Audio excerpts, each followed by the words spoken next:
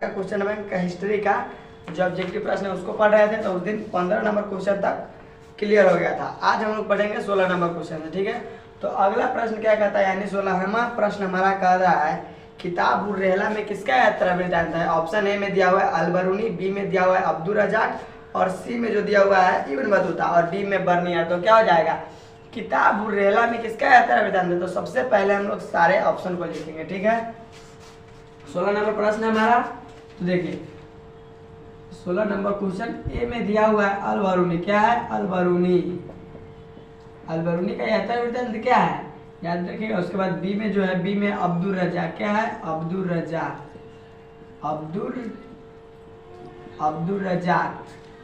सी में जो दिया है इब्न बतूता, सी में क्या है तो सी में दिया है इब्न बतूता, इब्न बतूता। क्या है इब्न बतूता। उसके बाद डी में जो दिया हुआ है बर्नियर। क्या है बर्नियर, याद बर्नियर। तो अल-बरूनी का यात्रा वृत्तांत क्या है किताब उल हिंद। क्या हो जाएगा, अल-बरूनी का यात्रा वृत्तांत क्या है किताब उल हिंद।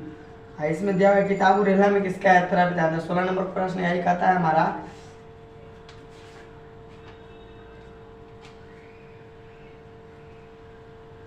देखिए किताब उल हिंद। क्या है किताब उल हिंद, किताब उल हिंद। उसके बाद अब्दुल रजाक। तो अब्दुल रजाक का यात्रा वृत्तांत क्या है, अब्दुल रजाक का जो यात्रा वृत्तांत हो जाएगा वो हो जाएगा मतल सादेन। क्या हो जाएगा मतल सादेन, याद रखिएगा, इसको खूब पूछा जाता है। उसके बाद इब्न बतूता का यात्रा वृत्तांत क्या है किताब उर रेहला, किताब उर रेहला। क्या है किताब उर रेहला। उसके बाद बर्नियर का यात्रा वृत्तांत क्या है, खूब पूछा जाता है travellers in the Mughal empire. ये पूछा जाता है बार बार कि travellers in the Mughal empire किसका यात्रा वृत्तांत है। तो याद रखिएगा ये हो जाएगा फ्रांसिस बर्नियर का, travellers in the Mughal empire, travellers in the Mughal empire, travellers in the Mughal empire. Empire माने क्या होता है साम्राज्य। क्या होता है साम्राज्य, याद रखिएगा। तो 16 नंबर प्रश्न कहता है किताब उर रेहला में किसका यात्रा वृत्तांत है। तो किताब उर रेहला में किसका यात्रा वृत्तांत है, यहाँ लिखे किताब उर रेहला। तो किताब उर रेहला किसका यात्रा वृत्तांत है इब्न बतूता का। किसका इब्न बतूता का, याद रखिएगा किताब उर रेहला किसका यात्रा वृत्तांत है इब्न बतूता का। किसका इब्न बतूता का। ये इब्न बतूता जो है ना, तो इब्न बतूता कहाँ का था, इब्न बतूता जो था कहाँ का था निवासी था, वो मोरक्को का। कहाँ का, याद रखिएगा इब्न बतूता किस देश का निवासी था, मोरक्को का। मोरक्को का है, मोरक्को अफ्रीका में। मोरक्को किस देश, मोरक्को की राजधानी पूछा जाता है, तो मोरक्को की राजधानी याद रखिएगा रबात। का है रबात। इब्न बतूता किस देश का था, मोरक्को का। इब्न बतूता कब आया था भारत, खूब पूछा जाएगा आपसे, ये भी तो पूछेगा इब्न बतूता भारत कब आएगा। तो कब आया था इब्न बतूता भारत 1333 ईस्वी में। याद रखिएगा इब्न बतूता भारत कब आया था 1333 ईस्वी में। याद रखिएगा 1333 से 1342 ईस्वी तक भारत रहा। कब से कब तक 1333 से 1342। इब्न बतूता भारत कब से कब तक रहा 1333 से 1342 ईस्वी तक। 1333 से 1342 ईस्वी तक इब्न बतूता भारत रहा था। इब्न बतूता किसके दरबार में आया, तो याद रखिएगा इब्न बतूता आया था एमबीटी यानी मोहम्मद बिन तुगलक के दरबार में। किसके दरबार में, मोहम्मद बिन तुगलक के दरबार में। ये मोहम्मद बिन तुगलक तुगलक वंश का शासक था। याद रखिएगा मोहम्मद बिन तुगलक तुगलक वंश का शासक था। इसी के दरबार में, मोहम्मद बिन तुगलक के दरबार में इब्न बतूता 1333 से 1342 ईस्वी तक भारत रहा। इब्न बतूता था किस देश का, मोरक्को का। कहाँ का, मोरक्को। मोरक्को कहाँ है, अफ्रीका। उसके बाद इब्न बतूता का यात्रा वृत्तांत क्या है किताब उर रेहला, किताब उर रेहला। तो आपसे पूछेगा किताब उर रेहला किस भाषा में लिखा गया है, तो याद रखिएगा किताब उर रेहला जो लिखा गया है अरबी भाषा में। किस भाषा में, अरबी भाषा में। याद रखिएगा किताब उर रेहला किस भाषा में लिखा गया है, अरबी भाषा में। खूब पूछा जाता है किताब उर रेहला की भाषा क्या है, अरबी। किताब उर रेहला में किसका यात्रा वृत्तांत है इब्न बतूता का। किसका, इब्न बतूता का। और इधर बर्नियर, तो याद रखिएगा बर्नियर कहाँ का था, बर्नियर जो था वो फ्रांस का। कहाँ का, फ्रांस का। याद रखिएगा बर्नियर जो था कहाँ का, फ्रांस का। और आपसे पूछेगा बर्नियर किसके दरबार में आया, तो याद रखिएगा बर्नियर आया था मुगल दरबार में यानी औरंगजेब के शासनकाल में। औरंगजेब के दरबार में आया था। किसके दरबार में, औरंगजेब के दरबार में। याद रखिएगा बर्नियर किसके दरबार में आया? औरंगजेब के दरबार में। बर्नियर का, और बर्नियर कहाँ का था? फ्रांस का। इसीलिए बर्नियर का पूरा नाम क्या है? Francis Bernier. क्या है? Francis Bernier. ये था कहाँ का? फ्रांस का। नाम में से पता चल रहा है कहाँ का था। इसका नाम क्या है? Francis Bernier. ये कहाँ का निवासी था? फ्रांस का। कहाँ का? फ्रांस का। बर्नियर किसके दरबार में आया? औरंगजेब के दरबार में। किसके दरबार में? औरंगजेब के दरबार में। आपसे ये पूछा जाता है बार बार, travellers in the Mughal empire किसका यात्रा वृत्तांत है? वो नहीं पूछेगा, लेकिन ये पूछ देगा travellers in the Mughal empire, यानी यात्रा वृत्तांत याद रखिएगा बर्नियर का। पूछ देगा travellers in the Mughal empire किसका यात्रा वृत्तांत है? तो याद रखिएगा फ्रांसिस बर्नियर का। किसका? फ्रांसिस बर्नियर का। किसका? फ्रांसिस बर्नियर का। Travellers in the Mughal empire, travellers in the Mughal empire किसका यात्रा वृत्तांत है? फ्रांसिस बर्नियर का। ये था कहाँ का? फ्रांस का। किसके दरबार में आया? औरंगजेब के दरबार में। Travellers in the Mughal empire किसके द्वारा लिखा गया? फ्रांसिस बर्नियर द्वारा। अब देखिए इधर अब्दुल रजाक। क्या है? अब्दुल रजाक। तो अब्दुल रजाक किस देश का था? अब्दुल रजाक जो था वो फारस, यानी अभी का ईरान हो गया। फारस कहने का मतलब अभी ईरान हो गया। तो अब्दुल रजाक ईरान का था। कहाँ का? ईरान का। याद रखिएगा अब्दुल रजाक किसका? क्या कहते हैं? अब्दुल रजाक कहाँ का था? ईरान का। और ये किसके दरबार में आया था? तो याद रखिएगा ये आया था देवराय द्वितीय के दरबार में। ये आया था विजयनगर साम्राज्य में। किस साम्राज्य में? देवराय द्वितीय के दरबार में। यानी देवराय द्वितीय विजयनगर का शासक था। याद रखिएगा देवराय द्वितीय किस नगर का, किस साम्राज्य का शासक था? विजयनगर का। जबकि ये बर्नियर किस मुगल साम्राज्य का शासक था? या औरंगजेब मुगल शासक था। और ये देवराय द्वितीय विजयनगर साम्राज्य का शासक था। ठीक है, तो बर्नियर आया मुगल दरबार में, और ये अब्दुल रजाक कहाँ? विजयनगर साम्राज्य में। कहाँ? विजयनगर साम्राज्य में। और इब्न बतूता दिल्ली सल्तनत के तुगलक वंश के शासनकाल में आए थे, यानी मोहम्मद बिन तुगलक के दरबार में। ठीक है, तो किसी में कंफ्यूज नहीं होना है।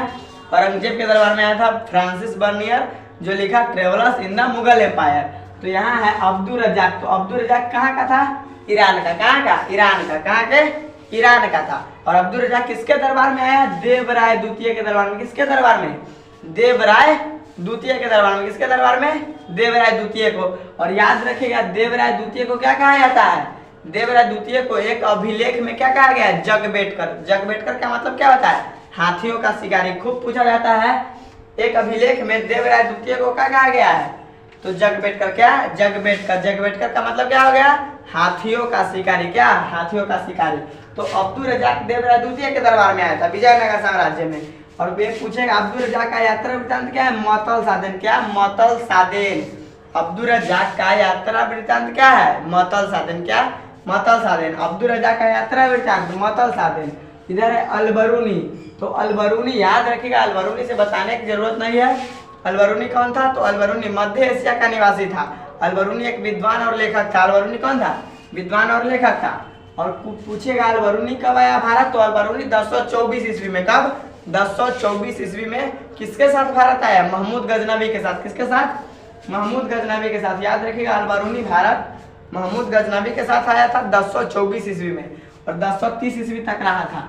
और ज्यादा बार ये पूछा जाता है किताब उल हिंद किसका यात्रा वृत्तांत है? किताब उल हिंद किसका यात्रा वृत्तांत है? अलबरूनी का। किसका? अलबरूनी का।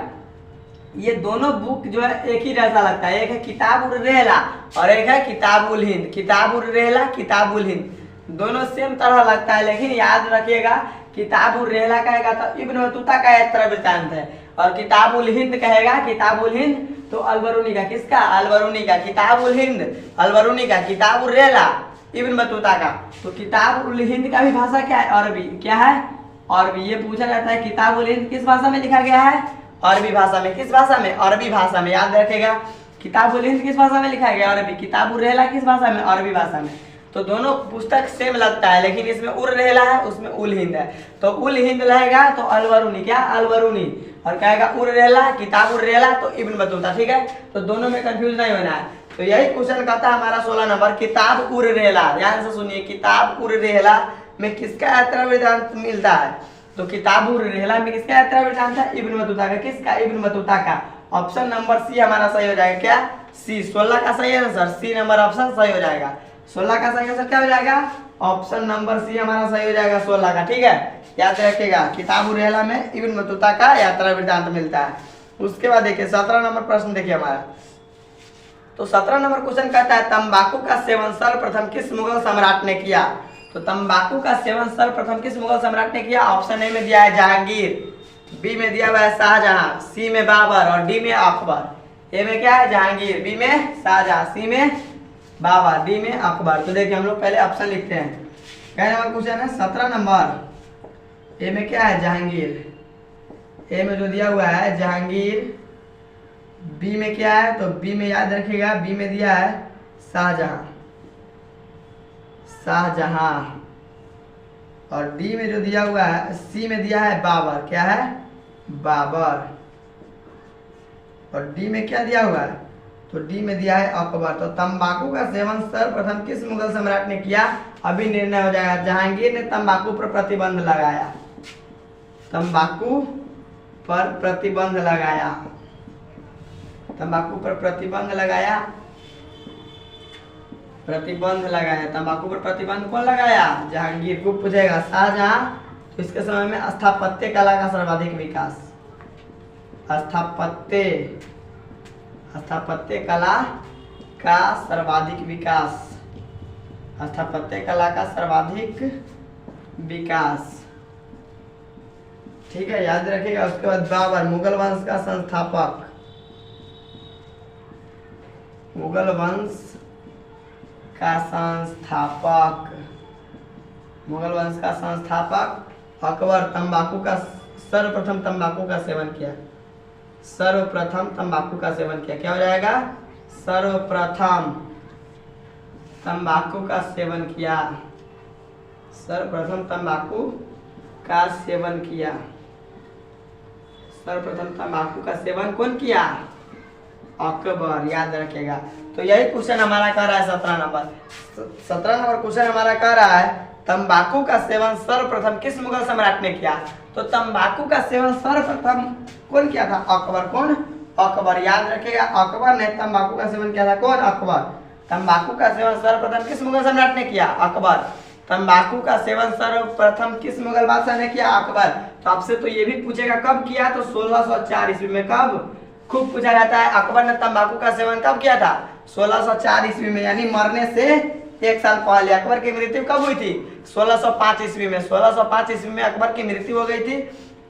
और अकबर ने 1604 ईस्वी में, याद रखिएगा, अकबर ने 1604 ईस्वी में तंबाकू का सेवन किया था। क्या, तंबाकू का सेवन, क्या, तंबाकू का सेवन।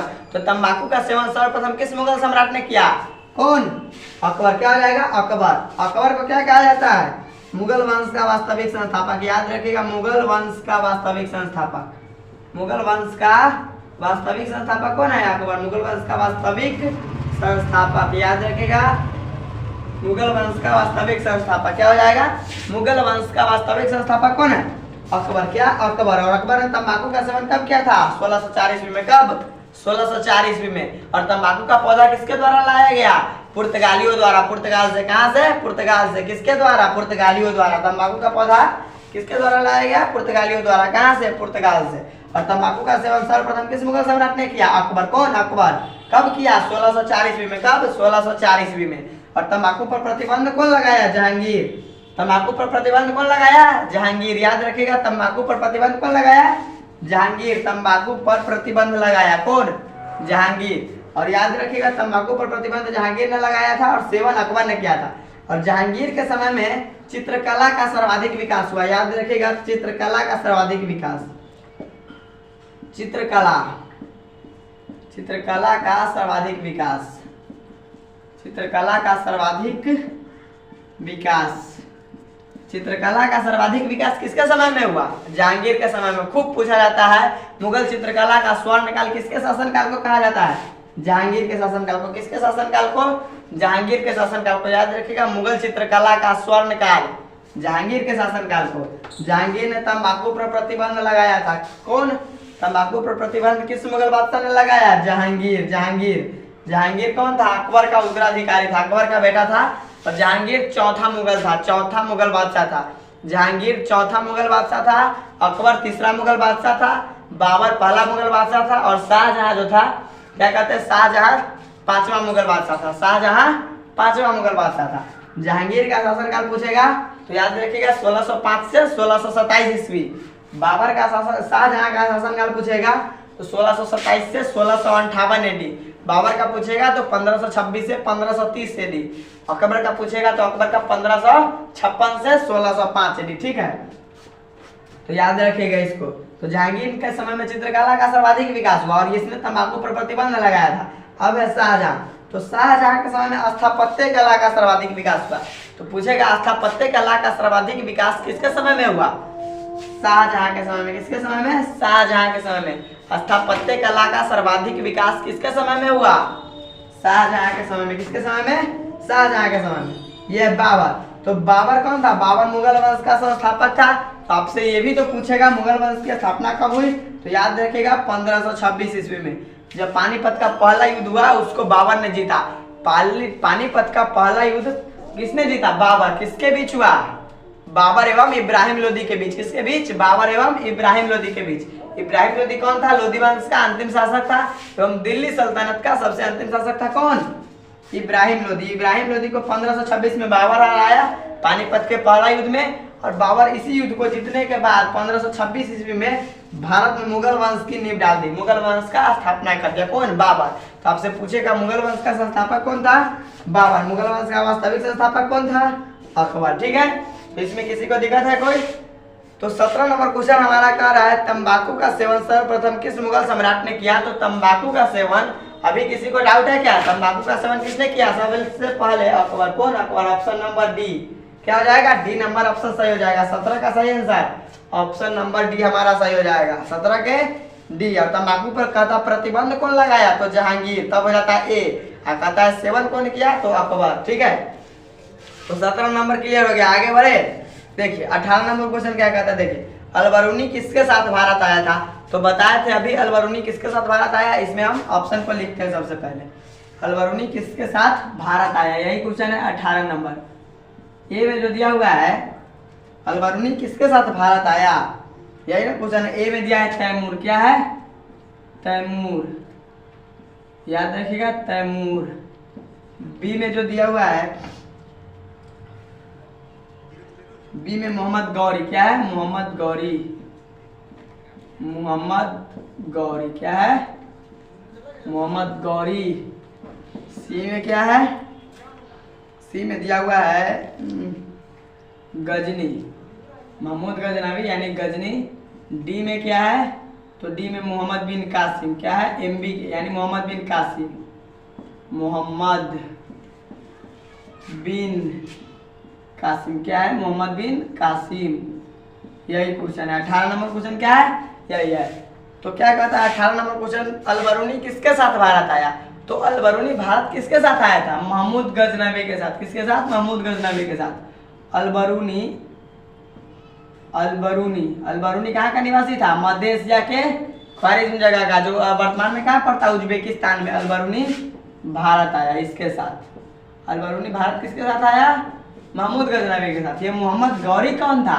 तो याद रखिएगा मोहम्मद गौरी एक अफगान शासक था। कौन? अफगान शासक था, जो तराइन का प्रथम युद्ध एवं दूसरा युद्ध लड़ा था, जिसमें तराइन के प्रथम युद्ध में पृथ्वीराज चौहान ने मोहम्मद गौरी को कब हराया था? तो तराइन के प्रथम युद्ध में। तराइन का प्रथम युद्ध कब लड़ा गया था? तो 1191 ईस्वी में। कब? 1191 ईस्वी में। किसके बीच? पृथ्वीराज चौहान और मोहम्मद गौरी के बीच। तो याद रखिएगा मोहम्मद गौरी को तराइन के प्रथम युद्ध में किसने हराया था? पृथ्वीराज चौहान ने। लेकिन तराइन के जब दूसरा युद्ध हुआ 1192 ईस्वी में, ठीक एक साल बाद 1192 ईस्वी में तराइन का दूसरा युद्ध हुआ, उसमें मोहम्मद गौरी कौन? मोहम्मद गौरी छल से पृथ्वीराज चौहान को हरा दिया। किसको? पृथ्वीराज चौहान को। तो ये क्वेश्चन खूब पूछा जाता है कि मोहम्मद गौरी ने पृथ्वीराज चौहान को किस युद्ध में हराया था? तो तराइन के दूसरा युद्ध में। याद रखेगा मोहम्मद गौरी ने पृथ्वीराज चौहान को किस युद्ध में हराया? तराइन का दूसरा युद्ध यानी सेकेंड, यानी तराइन का जो सेकेंड युद्ध हुआ था, दूसरा युद्ध में, तराइन के दूसरे युद्ध में मोहम्मद गौरी ने पृथ्वीराज चौहान को हराया था। तो ये पूछा जाता है आपसे, इसको याद रखेगा। ये कहेगा पृथ्वीराज चौहान मोहम्मद गौरी को किस युद्ध में हराया? तो तराइन के प्रथम युद्ध में। कहेगा तराइन के द्वितीय युद्ध में, या कहेगा मोहम्मद गौरी ने पृथ्वीराज चौहान को कब हराया? तो तराइन के दूसरा युद्ध में। तो तराइन का दूसरा युद्ध कब हुआ? 1192। कब? 1192। तराइन का प्रथम युद्ध 1191। याद रखिएगा तराइन के 3 गो युद्ध हुआ, पहला 1191 में जो मोहम्मद गौरी और पृथ्वीराज चौहान के बीच हुआ, जिसमें जीत हुई थी पृथ्वीराज चौहान की और हार हुई थी मोहम्मद गौरी की। और तराइन का दूसरा युद्ध हुआ था 1192 में, वो भी मोहम्मद गौरी और पृथ्वीराज चौहान के बीच हुआ था। तो पृथ्वीराज चौहान हार गए थे और मोहम्मद गौरी जीता था, ठीक है, याद रखिएगा। और तराइन का तीसरा युद्ध पूछेगा तो 1215 ईस्वी में, कब? 1215 ईस्वी में, ठीक है, तो याद रखिएगा। तो मोहम्मद गौरी कौन था, समझ में आ गया। तो इसलिए तराइन का दूसरा युद्ध में पृथ्वीराज चौहान को हराया था, किसको? पृथ्वीराज चौहान तृतीय को, ठीक है। उसके बाद है तैमूर, तो याद रखिएगा तैमूर कौन था, तो बाबर अपने पितृपक्ष की ओर से तैमूर का वंशज था। बाबर कहेगा, बाबर अपने पितृपक्ष की ओर से किसका वंशज था? तैमूर का। किसका? तैमूर का। तो ये भी तो पूछेगा, बाबर अपने पितृपक्ष की ओर से तैमूर का किस क्रम का वंशज था? किस क्रम का? तो याद रखिएगा, बाबर अपने पितृपक्ष की ओर से तैमूर का 5वां क्रम का वंशज था। किस क्रम का? 5वां क्रम का। याद रखिएगा, बाबर अपने पितृपक्ष की ओर से तैमूर का 5वां क्रम का वंशज था। कैवा क्रम का? 5वां क्रम का। किस पितृपक्ष की ओर से? बाबर अपने पितृपक्ष की ओर से तैमूर का 5वां क्रम का वंशज था। किस क्रम का? 5वां क्रम का। तो याद रखिएगा, तो आपसे ये भी तो पूछेगा, बाबर अपने मातृपक्ष की ओर से चंगेज खां का कैवा क्रम का वंशज था? तो 14वां क्रम का। किस क्रम का? 14वां क्रम का। याद रखिएगा, पूछ देगा बाबर अपने मातृपक्ष की ओर से, यानी माता की ओर से, यानी मातृपक्ष की ओर से किसका वंशज था? चंगेज खां का। किसका? चंगेज खां का। चंगेज खां एकदम लड़ाकू था, याद रखिएगा। चंगेज खां का वंशज था कौन? बाबर, मातृपक्ष की ओर से। बाबर मातृपक्ष की ओर से चंगेज खां का किस क्रम का वंशज था? 14वां क्रम का। किस क्रम का? 14वां क्रम का। दोनों में कंफ्यूज नहीं होना है, 4 से चंगेज खां, 4 से 14। तो याद रखिएगा, बाबर अपने पितृपक्ष, पितृपक्ष कहने का तैमूर, तो तैमूर की ओर से जो वंशज था 5वां क्रम का। और कहेगा बाबर अपने मातृपक्ष की ओर से, यानी चंगेज खां की ओर से, तो चंगेज खां का किस क्रम का वंशज था? 14वां क्रम का। किस क्रम का? 14वां क्रम का। बाबर अपने मातृपक्ष की ओर से चंगेज खां का 14वां क्रम का वंशज था और पितृपक्ष की ओर से तैमूर का 5वां क्रम का वंशज था, ठीक है, याद रखेगा। और मोहम्मद गौरी के बारे में बता दिए, तराइन का प्रथम युद्ध, द्वितीय युद्ध लड़ा। तो आपसे ये पूछा जाता है कि मोहम्मद गौरी ने पृथ्वीराज चौहान को तराइन के किस युद्ध में हराया? तो तराइन के दूसरा युद्ध में, यही पूछा जाता है, और नहीं पूछेगा। कहेगा मोहम्मद गौरी ने पृथ्वीराज चौहान को किस युद्ध में हराया? तराइन के दूसरा युद्ध में। और ये महमूद गजनवी कौन था? तो ये एक लुटेरा था। कौन? एक लुटेरा था। महमूद गजनवी एक लुटेरा था, जो ये मध्य एशिया के निवासी था। कौन? अलबरूनी। उसको अलबरूनी एक विद्वान था। कौन? अलबरूनी एक विद्वान था। तो अलबरूनी को महमूद गजनवी 1024 ईस्वी में बंदी बनाकर भारत ले आया। कब? 1024 ईस्वी में। और 1030 ईस्वी तक अलबरूनी भारत रहा था। कब तक? 1030 ईस्वी तक। याद रखिएगा, अलबरूनी कब तक भारत रहा? 1030 ईस्वी तक। किसके साथ भारत आया? महमूद गजनवी के साथ। अलबरूनी का यात्रा वृत्तांत क्या है? तो किताब उल हिंद, वही फर्स्ट क्वेश्चन लिखे हैं अभी। अलबरूनी का यात्रा वृत्तांत किताब उल हिंद है। तो किताब उल हिंद किस भाषा में लिखा गया है? अरबी भाषा में। इसके बाद है मोहम्मद बिन कासिम। कौन? एमबी के, यानी मोहम्मद बिन कासिम। तो याद रखिएगा, भारत में सबसे पहला मुस्लिम आक्रमण कौन किया था? भारत में सबसे पहला मुस्लिम आक्रमण मोहम्मद बिन कासिम के नेतृत्व में हुआ था। किसके नेतृत्व में? मोहम्मद बिन कासिम। भारत में सबसे पहला मुस्लिम आक्रमण, भारत में सबसे पहला, आपसे खूब पूछा जाता है, भारत में सबसे पहला मुस्लिम आक्रमण किसके नेतृत्व में हुआ? मोहम्मद बिन कासिम। किसके? मोहम्मद बिन कासिम के नेतृत्व में। याद रखिएगा, खूब पूछा जाएगा, भारत में सबसे पहला मुस्लिम आक्रमण किसके नेतृत्व में हुआ था? मोहम्मद बिन कासिम। एमबी के, क्या हो जाएगा? एमबी के। याद रखिएगा, मोहम्मद बिन कासिम। कौन? मोहम्मद बिन कासिम। तो आपसे ये भी तो पूछेगा, भारत में सबसे पहला मुस्लिम आक्रमण हुआ कब था? तो याद रखिएगा 712 ईस्वी में। कब? 712 ईस्वी में। कब? 712 ईस्वी में। याद रखिएगा, भारत में सबसे पहला मुस्लिम आक्रमण कब हुआ? 712 ईस्वी में। कब? 712 ईस्वी में। ये पूछा जाता है आपसे, भारत में जो सबसे पहला मुस्लिम आक्रमण हुआ था कब हुआ था? 712 ईस्वी में। भारत में सबसे पहला मुस्लिम आक्रमण किसके नेतृत्व में हुआ? मोहम्मद बिन कासिम। किसके? मोहम्मद बिन कासिम। एमबी के। क्या? एमबी के। भारत में जो सबसे पहला मुस्लिम आक्रमण किसके नेतृत्व में हुआ, यानी किसने किया था? भारत में सबसे पहला मुस्लिम आक्रमण कौन किया? मोहम्मद बिन कासिम। और एक महत्वपूर्ण प्रश्न आपसे पूछेगा, भारत में सबसे पहले जजिया कर यानी गैर मुसलमानों से लिया जाने वाला कर क्या कहलाता था? जजिया कर। तो जजिया कर को अकबर ने 1564 में समाप्त किया था। तो आपसे ये पूछा जाएगा भारत में सबसे पहले जजिया कर कौन लाया? सबसे पहले जजिया कर लाया था मोहम्मद बिन कासिम। कौन? मोहम्मद बिन कासिम। याद रखिएगा, भारत में सबसे पहले ये पूछा जाता है, भारत में सबसे पहले जजिया कर कौन लाया था? मोहम्मद बिन कासिम। जब 712 ईस्वी में इसने भारत पर पहला मुस्लिम आक्रमण किया था, भारत पर सबसे पहला मुस्लिम आक्रमण 712 ईस्वी में मोहम्मद बिन कासिम ने किया था। उसी समय जजिया कर को लाया था। क्या? जजिया कर को लाया था। याद रखिएगा, जजिया कर भारत में किसके द्वारा लाया गया? सबसे पहले मोहम्मद बिन कासिम। किसके द्वारा? मोहम्मद बिन कासिम। कहेगा भारत में सबसे पहले जजिया कर कौन लेके आया? मोहम्मद बिन कासिम। कब लाया? 712 ईस्वी में। कब? 712 ईस्वी में, जब भारत में सबसे पहला मुस्लिम आक्रमण हुआ। और इस जजिया कर में जब ये लेकर आया था तो उस समय जजिया कर में 5 प्रकार के छूट थे। तो किस किस से जजिया कर नहीं लिया जाता था ये सुन लीजिए एक बार। ये बताए थे जजिया कर के बारे में। तो किससे जजिया कर नहीं लिया जाता था? महिलाओं से, बच्चे से और बूढ़े व्यक्ति से। किससे? महिलाओं से, बच्चे से, बूढ़े से। उसके बाद क्या हो जाएगा? दिव्यांग यानी विकलांग। दिव्यांग कहने का मतलब विकलांग, इससे भी जजिया कर नहीं लिया जाता था। उसके बाद 5वां ब्राह्मण। कौन? ब्राह्मण। 5 गोटा से छूट दिया गया था जजिया कर में। किसको? तो महिलाओं को, बच्चे को, बच्चे कमा नहीं सकते हैं, महिला भी नहीं कमा सकती। उसके बाद बूढ़े, तो बूढ़े कमा सकते हैं कहना ही। और विकलांग तो देखवे करते, विकलांग नहीं कमा सकता। उसके बाद है क्या? ब्राह्मण। तो ब्राह्मण कमाता था, लेकिन ब्राह्मण का काम क्या होता है? पूजा पाठ कराना और दान। ये दान विभाग का अध्यक्ष था। इस ब्राह्मणों से भी जजिया कर नहीं दिया जाता था। तो आपसे पूछेगा मोहम्मद बिन कासिम जब भारत में जजिया कर लाया था उस समय कितने प्रकार के छूट थे? 5 प्रकार के। 5 प्रकार के। याद रखिएगा, 5 प्रकार के छूट थे। कितने प्रकार के? 5 प्रकार के। कितने? 5 प्रकार के। याद रखिएगा, 5 प्रकार के छूट दिए गए थे। किसको किसको? महिला, बच्चे, बूढ़े, ब्राह्मण और दिव्यांग। महिला, बच्चे, बूढ़े, ब्राह्मण एवं दिव्यांग को छूट दिया गया था जजिया कर में। 5 प्रकार का छूट था। जजिया कर सबसे पहले किसके द्वारा लाया गया? मोहम्मद बिन कासिम द्वारा। कब? 712 ईस्वी में। जजिया कर में किसको छूट था? तो 5 प्रकार का छूट था। बताएं, महिलाओं को, बच्चे को, बूढ़े को, उसके बाद दिव्यांग को और ब्राह्मण को। तो कहेगा, तो आपसे एक प्रश्न आएगा, कहेगा जब इसमें 5 प्रकार का छूट दिया गया था ना, तो ब्राह्मण को भी छूट दिया गया था। बताएं, तो ब्राह्मण पर फिर बाद में कौन आया? फिरोज शाह तुगलक। कौन? फिरोज शाह तुगलक, जो तुगलक वंश का शासक था। याद रखिएगा, तुगलक वंश का शासक था कौन? फिरोज शाह तुगलक। तो जब फिरोज शाह तुगलक आया ना तो ये ब्राह्मण पर भी जजिया कर लगा दिया। किस पर? ब्राह्मण पर। तो आपसे ये पूछेगा ब्राह्मणों पर जजिया कर लगाने वाला शासक कौन था? एफएसटी। कौन?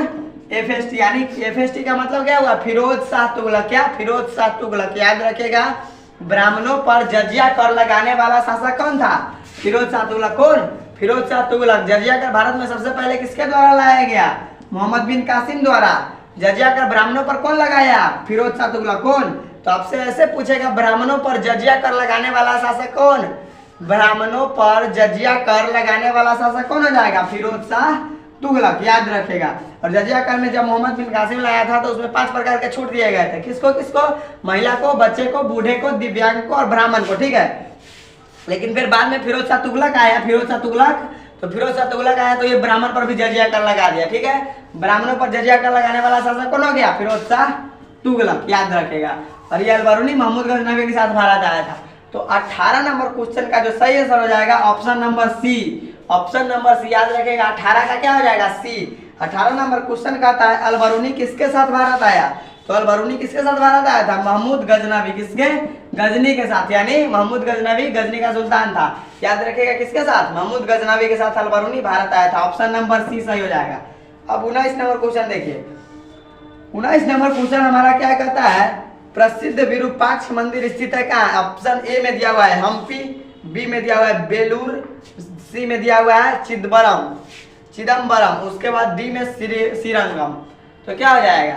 हम्पी। ऑप्शन नंबर ए हमारा सही हो जाएगा। 19 का ये हो जाएगा। क्या हो जाएगा? हम्पी। क्या हो जाएगा? हम्पी। याद रखिएगा, ए में क्या है? हम्पी। तो हम्पी ही हो जाएगा। प्रसिद्ध विरूपाक्ष मंदिर। प्रसिद्ध विरूपाक्ष मंदिर किस साम्राज्य से संबंधित है? विजयनगर साम्राज्य से। तो ये कहाँ स्थित है? हम्पी में। याद रखिएगा, विजयनगर साम्राज्य की राजधानी कहाँ थी? हम्पी। कहाँ? हम्पी। विजयनगर साम्राज्य की राजधानी हम्पी। कहाँ? हम्पी। और प्रसिद्ध विरूपाक्ष मंदिर कहाँ स्थित है? हम्पी में। कहा? हम्पी में। तो यही क्वेश्चन कह रहा है 19 नंबर, प्रसिद्ध विरूपाक्ष मंदिर कहाँ स्थित है? हम्पी में। ऑप्शन नंबर ए सही हो जाएगा। 19 का सही आंसर ए हो जाएगा, याद रखेगा 19 का सही आंसर ए। उसके बाद देखिए 20 नंबर क्वेश्चन देखिए। 20 नंबर क्वेश्चन हमारा क्या कहता है? आयंगर व्यवस्था संबंधित थी। यहाँ जगह नहीं है, सबसे पहले इसका स्क्रीनशॉट ले लीजिए, उसके बाद हम लोग ऑप्शन लिख के इसका एनालिसिस करेंगे। 20 नंबर क्वेश्चन का आयंगर व्यवस्था संबंधित थी विजयनगर साम्राज्य से। जो 12 व्यक्तियों का एक समूह था जो प्रत्येक गांव पर मिलकर शासन करते थे, उसे आयंगर व्यवस्था कहा जाता था। हम समझाएंगे, पहले इसका स्क्रीनशॉट ले लीजिए।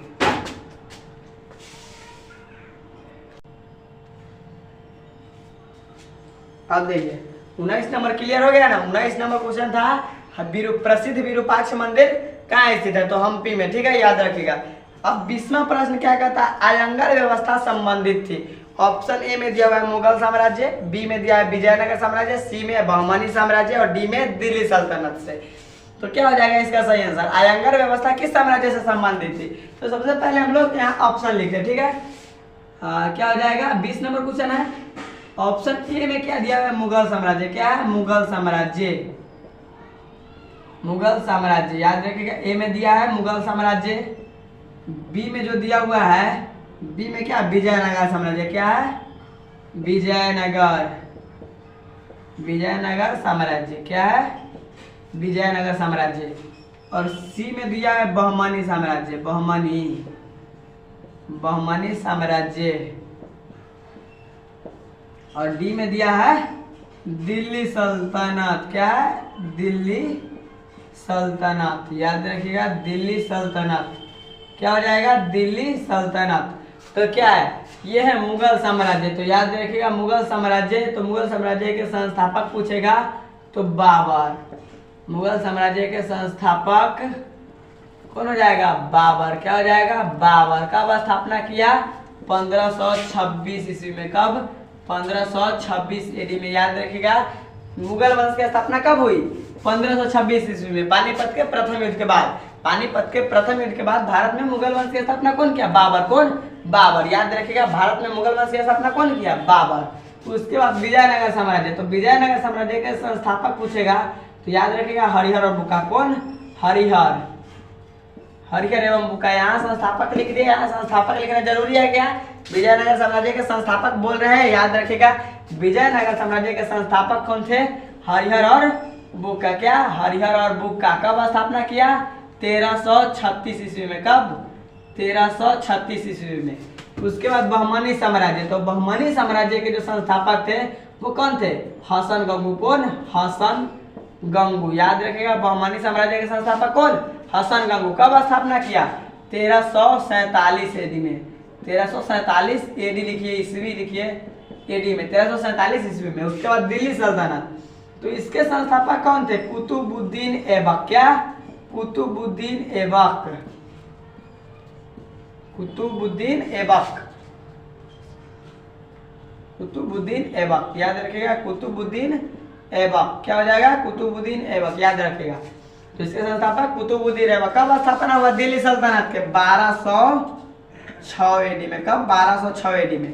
तो क्या क्वेश्चन हमारा कहता है आयंगर व्यवस्था संबंधित थी।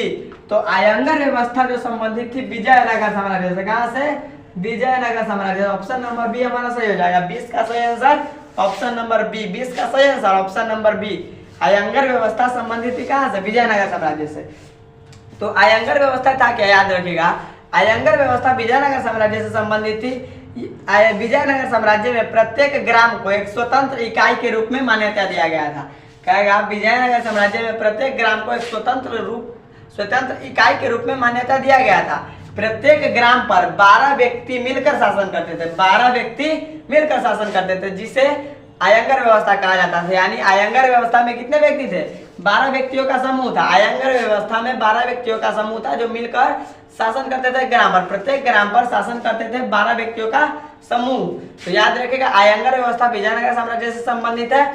आयंगर व्यवस्था में 12 व्यक्ति मिलकर विजयनगर साम्राज्य के प्रत्येक ग्राम पर शासन करते थे। कौन? 12 व्यक्तियों का समूह। तो याद रखिएगा आयंगर व्यवस्था एवं न्यायंकर व्यवस्था। आयंगर एवं न्यायंकर दोनों पूछेगा तो विजयनगर साम्राज्य से संबंधित है। कहेगा आयंगर व्यवस्था पूछे तब या न्यायंकर व्यवस्था पूछे तब, तो दोनों किस साम्राज्य से संबंधित है? विजयनगर साम्राज्य से। तो नायंकर व्यवस्था क्या था? तो जागीरदारी प्रथा को नायंकर व्यवस्था कहा जाता था। नायंकर, नायंकर, आयंगर। तो आयंगर में 12 व्यक्ति मिलकर शासन करते थे प्रत्येक ग्राम पर, उसको आयंगर व्यवस्था। और नायंकर व्यवस्था कहेगा तो जागीरदारी प्रथा को नायंकर व्यवस्था कहा जाता था। जागीरदारी प्रथा को नायंकर व्यवस्था कहा जाता था। और ये दोनों प्रथा कहाँ प्रचलित थी? विजयनगर साम्राज्य में। आयंगर व्यवस्था और नायंकर व्यवस्था कहाँ प्रचलित थी? विजयनगर साम्राज्य में। कहाँ? विजयनगर साम्राज्य में। याद रखिएगा एकदम। आयंगर व्यवस्था कहाँ संबंधित है? विजयनगर साम्राज्य से। ऑप्शन नंबर बी, 20 का सही आंसर बी हो जाएगा। और आपसे पूछेगा विजयनगर साम्राज्य के संस्थापक कौन थे? तो हरिहर और बुक्का। कौन? हरिहर और बुक्का। याद रखिएगा विजयनगर साम्राज्य के संस्थापक कौन? हरिहर एवं बुक्का। हरिहर एवं बुक्का ने विजयनगर साम्राज्य की स्थापना कब किया? 1336 ईस्वी में। कब? 1336 ईस्वी में। हरिहर और बुक्का किस वंश का था? संगम वंश का। किस वंश का? संगम वंश का। हरिहर और बुक्का ने संगम वंश का भी संस्थापक है। तो आपसे पूछेगा हरिहर और बुक्का संगम वंश की स्थापना किसके नाम पर किया? तो अपने पिता संगम के नाम पर। हरिहर एवं बुक्का के पिता का नाम क्या था? संगम। इसीलिए हरिहर एवं बुक्का ने संगम वंश की स्थापना अपने पिता संगम के नाम पर किया था। तो हरिहर और बुक्का किस वंश का था? संगम वंश का। विजयनगर पर शासन करने वाला पहला वंश कौन था? संगम वंश। याद रखिएगा विजयनगर पर शासन करने वाला पहला वंश संगम वंश। विजयनगर पर शासन करने वाला अंतिम वंश आरबीडू वंश। कौन? आरबीडू वंश। संगम वंश, सालुब वंश, तुलुब वंश, आरबीडू वंश। 4 राजवंशों ने विजयनगर पर शासन किया था। पहला संगम वंश, दूसरा सालुब वंश, तीसरा तुलुब वंश। संगम, सालुब, तुलुब, तीसरा तुलुब, चौथा क्या हो जाएगा? आरबीडू वंश। क्या? आरबीडू वंश। याद रखिएगा। तो क्या हो जाएगा? संगम वंश विजयनगर साम्राज्य पर शासन करने वाला कौन? पहला वंश था। उसके संस्थापक कौन थे? हरिहर और बुक्का। हरिहर और बुक्का।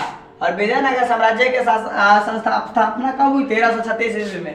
कब स्थापना हुई? 1336 ईस्वी में। याद रखिएगा हरिहर और बुक्का ने स्थापना किया। उसके बाद मुगल साम्राज्य। और विजयनगर साम्राज्य की राजधानी कहाँ थी? तो आप याद रखिएगा विजयनगर साम्राज्य की जो राजधानी थी कहाँ? हम्पी। कहाँ? हम्पी में। विजयनगर साम्राज्य की राजधानी हम्पी थी। उसके बाद है मुगल साम्राज्य। क्या? मुगल साम्राज्य। तो ये बताने की जरूरत नहीं है, मुगल साम्राज्य की स्थापना बाबर ने किया था। कौन? बाबर। कब किया? 1526 ईस्वी में। कब? 1526 ईस्वी में बाबर ने भारत में मुगल वंश की स्थापना किया, जब पानीपत का पहला युद्ध जीता था। तब कहेगा पानीपत के पहला युद्ध कब हुआ? 21 अप्रैल 1526। कब? 21 अप्रैल 1526 को पानीपत की पहली लड़ाई हुई। उसी युद्ध को जीतने के बाद बाबर ने भारत में मुगल वंश की नींव डाल दी। यानी बाबर ने भारत में मुगल वंश का स्थापना कर दिया। ठीक है। तो उसके बाद है बहमानी साम्राज्य। तो बहमानी साम्राज्य के संस्थापक कौन था? तो बहमानी साम्राज्य के संस्थापक था कौन? हसन गंगू। कौन? हसन गंगू। याद रखेगा बहमानी साम्राज्य के संस्थापक कौन थे? हसन गंगू। कौन? हसन गंगू। हसन गंगू ने बहमानी साम्राज्य की स्थापना कब की? तो 1347 ईस्वी में। कब? 1347 ईस्वी में। कब? 1347 ईस्वी में। याद रखिएगा बहमानी साम्राज्य की स्थापना कब हुई थी? 1347 ईस्वी में। कब? 1347 ईस्वी में बहमानी साम्राज्य की स्थापना हुई थी। किसके द्वारा? हसन गंगू द्वारा। और बहमानी साम्राज्य की राजधानी कहाँ थी? तो याद रखेगा बहमानी साम्राज्य की राजधानी कहाँ थी? गुलबर्गा। कहाँ? गुलबर्गा। गुलबर्गा कहाँ है? कर्नाटक में। बहमानी साम्राज्य की राजधानी कहाँ थी? गुलबर्गा। कहाँ? गुलबर्गा। बहमानी साम्राज्य के संस्थापक कौन? हसन गंगू। कब स्थापना हुआ? 1347 ईस्वी में। कब? 1347 ईस्वी में। याद रखेगा। उसके बाद है दिल्ली सल्तनत। क्या है? दिल्ली सल्तनत। तो याद रखिएगा दिल्ली सल्तनत के जो संस्थापक थे कौन? दिल्ली सल्तनत के संस्थापक कुतुबुद्दीन ऐबक। कौन? कुतुबुद्दीन ऐबक। याद रखिएगा दिल्ली सल्तनत के संस्थापक कौन? कुतुबुद्दीन ऐबक। कब स्थापना किया? 1206 ईस्वी में। कब? 1206 ईस्वी में। याद रखिएगा कुतुबुद्दीन ऐबक ने दिल्ली सल्तनत की स्थापना कब किया? 1206 ईस्वी में। और कुतुबुद्दीन ऐबक था किस वंश का? तो ये था गुलाम वंश का। किस वंश का? गुलाम वंश। गुलाम वंश। आपसे पूछेगा दिल्ली सल्तनत पर शासन करने वाला पहला वंश कौन? गुलाम वंश। याद रखिएगा दिल्ली सल्तनत पर शासन करने वाला पहला वंश कौन? गुलाम वंश। गुलाम वंश के संस्थापक कौन? कुतुबुद्दीन ऐबक। दिल्ली सल्तनत के संस्थापक कौन? कुतुबुद्दीन ऐबक। दिल्ली सल्तनत की स्थापना कब हुई? 1206 ईस्वी में। कब? 1206 ईस्वी में। दिल्ली सल्तनत, याद रखिएगा दिल्ली सल्तनत पर शासन करने वाला पहला वंश था गुलाम वंश। जिसके संस्थापक कुतुबुद्दीन ऐबक थे। कौन? कुतुबुद्दीन ऐबक। और याद रखिएगा कुतुबुद्दीन ऐबक को क्या कहा जाता है? आपसे ये क्वेश्चन कंपटीशन के एग्जाम में बार बार पूछा जाता है। कहेगा दिल्ली सल्तनत के किस शासक को मीर बख्श के नाम से जाना जाता है? क्या? मीर बख्श के नाम से जाना जाता है। दिल्ली सल्तनत के किस शासक को मीर बख्श के नाम से जाना जाता है? कुतुबुद्दीन ऐबक। कौन? कुतुबुद्दीन ऐबक। याद रखिएगा दिल्ली सल्तनत के किस शासक को मीर बख्श के नाम से जाना जाता है? मीर बख्श। क्या हो जाएगा? मीर बख्श। क्या कह रहा है? मीर बख्श। दिल्ली सल्तनत के किस शासक को मीर बख्श के नाम से जाना जाता है? मीर बख्श। तो किसका? कुतुबुद्दीन ऐबक को। क्या? कुतुबुद्दीन ऐबक को। याद रखेगा दिल्ली सल्तनत के किस शासक को मीर बख्श के नाम से जाना जाता है? कुतुबुद्दीन ऐबक को। किसको? कुतुबुद्दीन ऐबक को। ये दिल्ली सल्तनत का संस्थापक था। आपसे पूछेगा कुतुबुद्दीन ऐबक की मृत्यु कैसे हुई? तो ये घोड़ा से गिरकर मृत्यु हो गया था। घोड़ा से गिरकर ये मृत्यु हो गया था। किसका? कुतुबुद्दीन ऐबक का। तो आपसे ऐसे पूछेगा चौगान खेलते समय किस शासक की मृत्यु हो गई थी? तो कुतुबुद्दीन ऐबक की। किसके? कुतुबुद्दीन ऐबक की।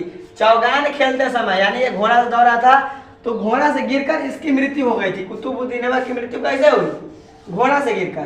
तो आपसे पूछेगा चौगान खेलते समय किस शासक की मृत्यु हो गई? कुतुबुद्दीन ऐबक को। किसकी? कुतुबुद्दीन ऐबक की। याद रखिएगा चौगान खेलते समय किस शासक की मृत्यु हो गई? कुतुबुद्दीन ऐबक की। किसकी? कुतुबुद्दीन ऐबक की। याद रखेगा। और मीर बख्श के नाम से दिल्ली सल्तनत के किस शासक को जाना जाता है? कुतुबुद्दीन ऐबक को। याद रखेगा। और ये बहमनी साम्राज्य और विजयनगर साम्राज्य आपसे पूछेगा। बहमनी साम्राज्य की स्थापना 1347 ईस्वी में, विजयनगर साम्राज्य की स्थापना 1336 ईस्वी में। तो आपसे पूछेगा, कहेगा बहमनी साम्राज्य एवं विजयनगर साम्राज्य, यानी विजयनगर साम्राज्य एवं बहमनी साम्राज्य के स्थापना के समय दिल्ली का सुल्तान कौन था? तो याद रखिएगा बहमनी साम्राज्य एवं विजयनगर साम्राज्य की स्थापना के समय जो दिल्ली का सुल्तान था, कौन? दिल्ली का सुल्तान था मोहम्मद बिन तुगलक। कौन? मोहम्मद बिन तुगलक। याद रखिएगा बहमनी साम्राज्य एवं विजयनगर साम्राज्य की स्थापना के समय दिल्ली का सुल्तान कौन था? मोहम्मद बिन तुगलक। क्योंकि उस दिन बताए थे मोहम्मद बिन तुगलक का शासनकाल 1325 से 1351 ईस्वी तक है। तो 1336 में विजयनगर साम्राज्य की स्थापना हुई थी और 1347 ईस्वी में बहमनी साम्राज्य की। तो 1325 से 1351 किसका शासनकाल है? मोहम्मद बिन तुगलक का। तो स्वाभाविक सी बात है उस समय दिल्ली का सुल्तान कौन रहा होगा? मोहम्मद बिन तुगलक। कौन? मोहम्मद बिन तुगलक। ये क्वेश्चन आपसे पूछा जाता है विजयनगर साम्राज्य एवं बहमनी साम्राज्य की स्थापना के समय दिल्ली का सुल्तान कौन था? तो याद रखिएगा मोहम्मद बिन तुगलक। और ये है कुतुबुद्दीन ऐबक। तो कुतुबुद्दीन ऐबक को मीर बख्श के नाम से जाना जाता है और चौगान खेलते समय इसी की मृत्यु हुई थी। किसकी? कुतुबुद्दीन ऐबक को। और ये गुलाम वंश का संस्थापक था, दिल्ली सल्तनत का भी संस्थापक था। 1206 ईस्वी में कुतुबुद्दीन ऐबक ने दिल्ली सल्तनत की स्थापना किया था।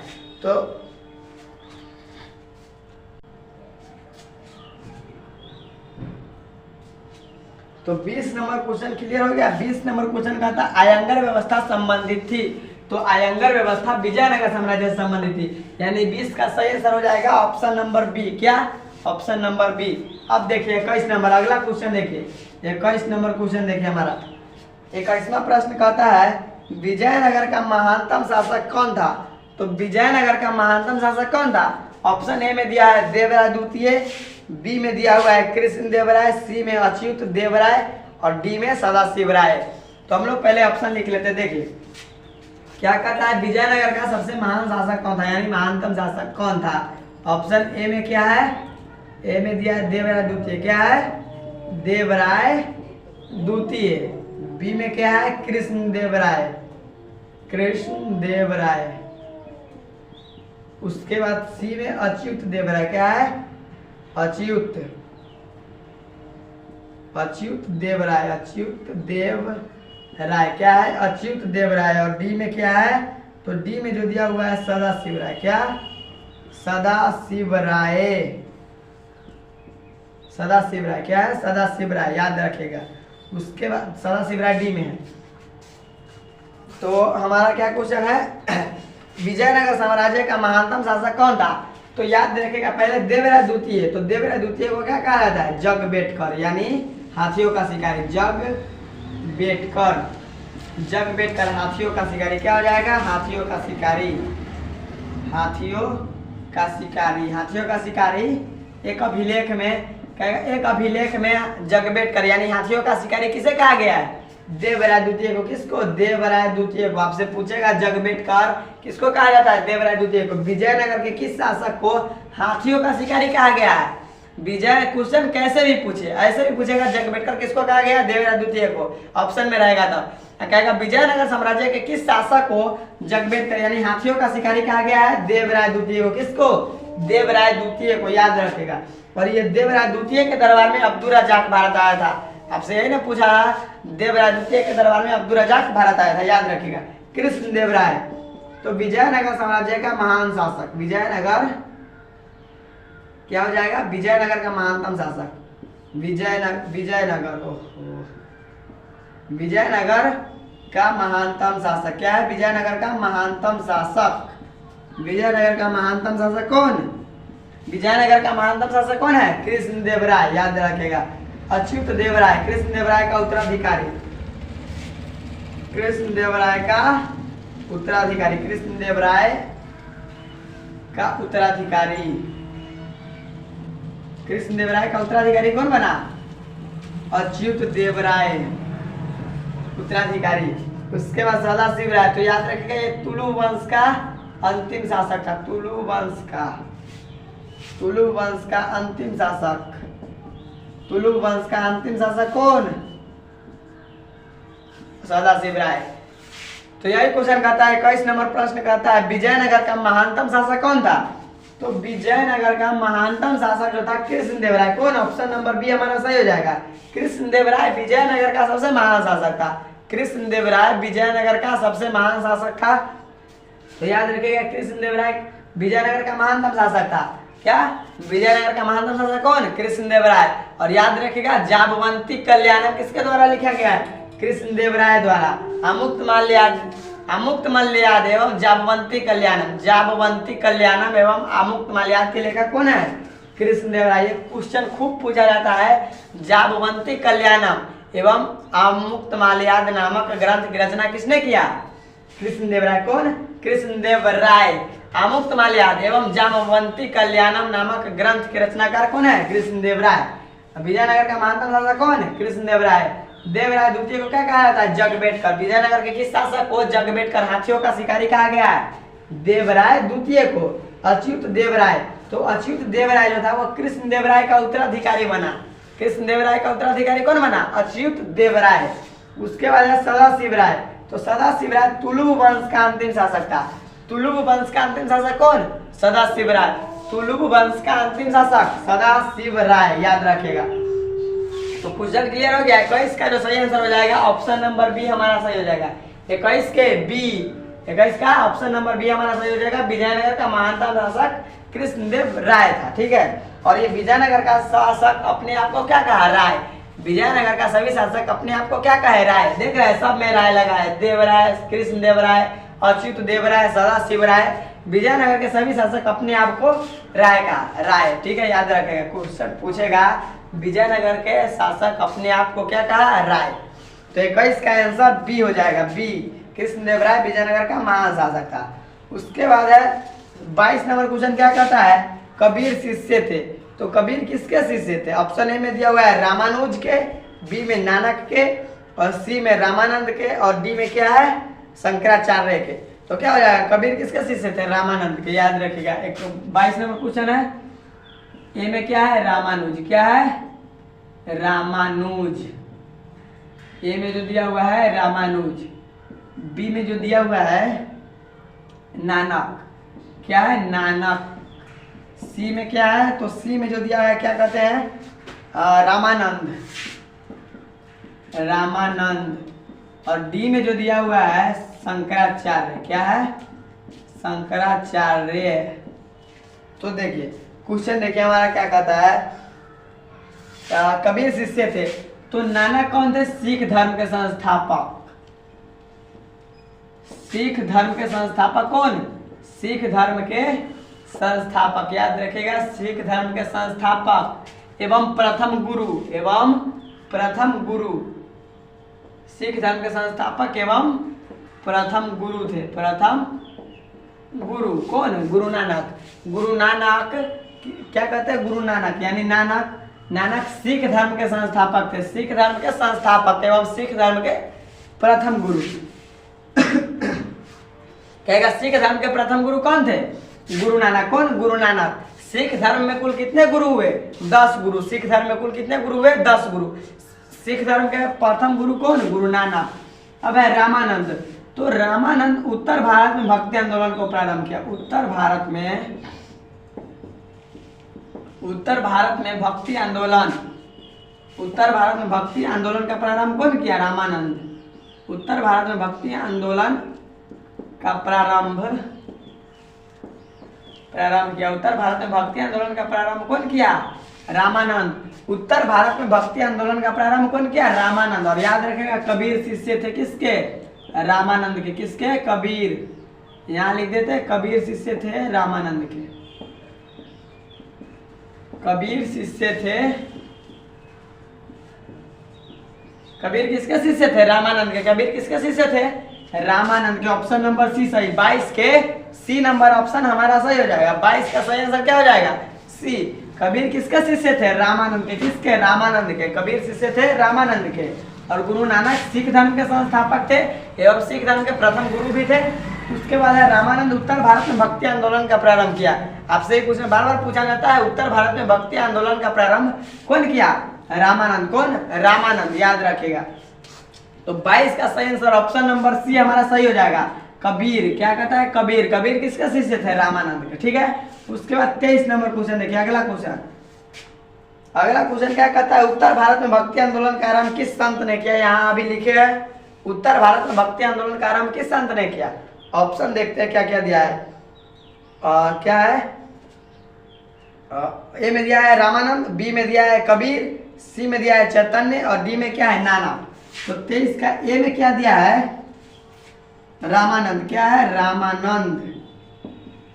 और बी में क्या है? कबीर। हाँ, बी में क्या है? कबीर। और सी में क्या है? चैतन्य महाप्रभु। चैतन्य। क्या है? चैतन्य। और डी में क्या है? नानक।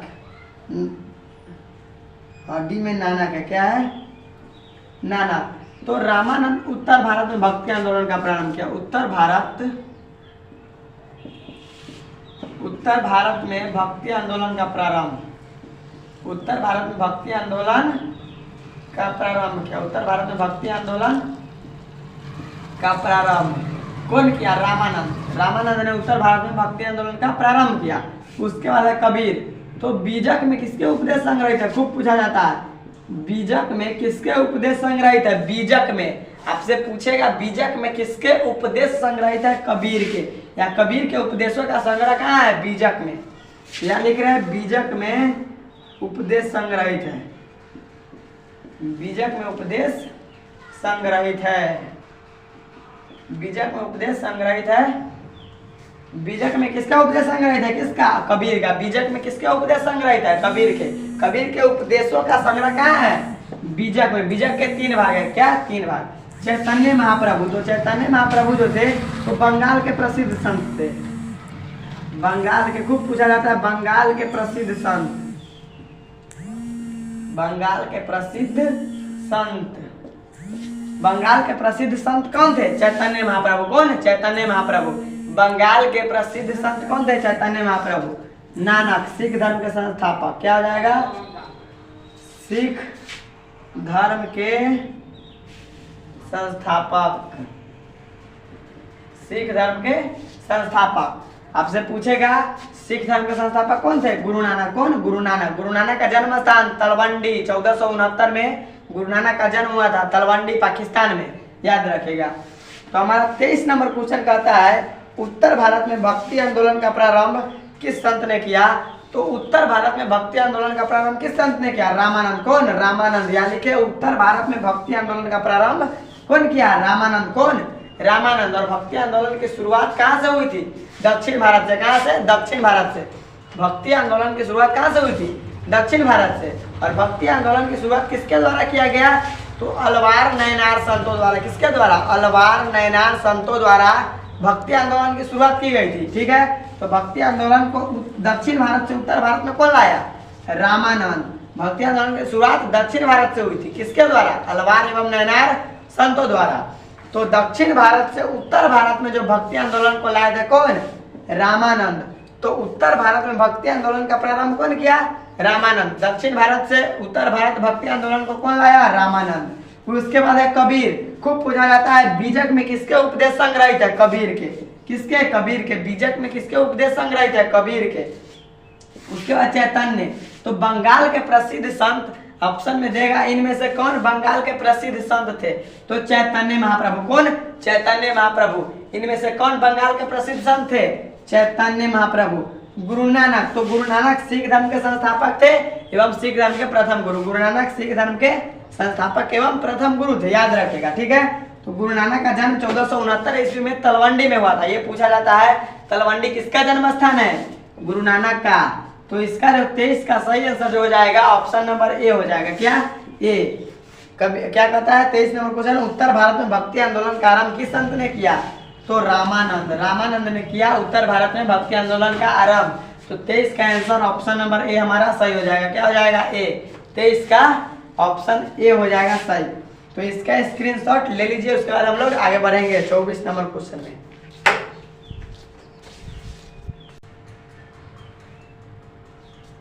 अब देखिए 23 नंबर क्वेश्चन तो क्लियर हो गया। अब 24 नंबर क्वेश्चन देखिए क्या कहता है। सर्वप्रथम विजयनगर की यात्रा पर आने वाला विदेशी यात्री कौन था? तो सर्वप्रथम विजयनगर की यात्रा पर आने वाला जो पहला विदेशी यात्री था वो कौन था? ऑप्शन ए में दिया हुआ है निकोलो कोंटी, बी में है अब्दुल रजाक, सी में अफनासी निकितिन, डी में डोमिंगोस पेस। तो हम सबसे पहले ऑप्शन को लिखेंगे, ठीक है। तो 24 नंबर क्वेश्चन है हमारा, 24 नंबर ना है। ऑप्शन ए में क्या है? Niccolo Conti. क्या है? Niccolo Conti. ए में दिया है निकोलो कोंटी। तो देखिए निकोलो कोंटी भारत, ये निकोलो कोंटी था कहाँ का? तो निकोलो कोंटी जो था कहाँ का? इटली का। कहाँ का? इटली का। याद रखिएगा निकोलो कोंटी कहाँ का था? इटली का। उसके बाद ये निकोलो कोंटी भारत कब आया? 1420 से 1422 ईस्वी तक भारत रहा। 1420 से 1422 ईस्वी तक भारत रहा। निकोलो कोंटी 1420 से 1422 ईस्वी तक भारत रहा। और ये किसके दरबार में आया? तो याद रखिएगा देवराय प्रथम के दरबार में। किसके दरबार में? देवराय प्रथम के दरबार में आया था। निकोलो कोंटी किसके दरबार में आया? देवराय प्रथम के दरबार में। और इससे याद रखिएगा विजयनगर की यात्रा पर आने वाला पहला विदेशी यात्री।